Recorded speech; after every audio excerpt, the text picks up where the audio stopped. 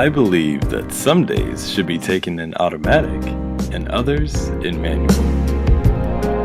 When I first received the opportunity to drive my family's sports car, I was so frightened and so scared that I would damage it. I would always joke that the car was worth more than me, but I knew that if I even so much as scratched it, my parents would not look at me the same for a long, long time. The car was an untamed beast. The brakes had more control over me than I had over them, flinging me forward against my will at the slightest tap. The seatbelt was the only thing keeping me from flying out of the car, and even that was hard to reach and put on.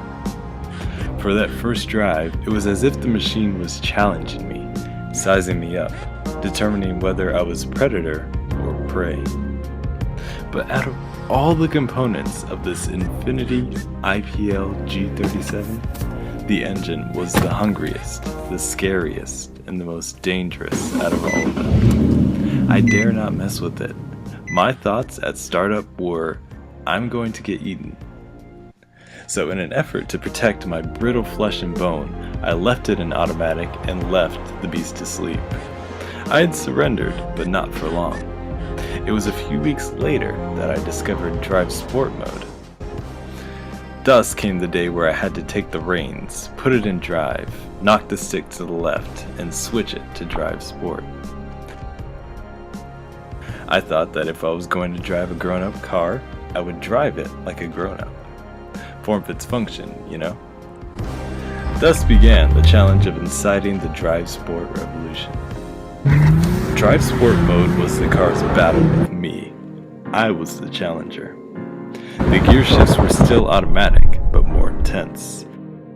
The car raised its voice at me, but didn't scream. It wore me down in terms of abrupt deceleration and aggressiveness as much as I wore it down. But we eventually learned to live together. We learned to share. Man taught machine, and consequently, machine taught man. Our time together showed that it doesn't help to be hungry for manual all the time, but the car can't always be an automatic because it wasn't designed for that. The features are there. Without them, it would be too monotonous, it would be too weak and too boring. Every car, regardless of make, model, or motor, has a fire inside of it, quite literally, actually. A fire fueled by variety, spontaneity. So every once in a while, every once in a blue moon, I figure, and the Infiniti figures, that it's time. Time to knock it into manual, hit the throttle, and ride into the sunset.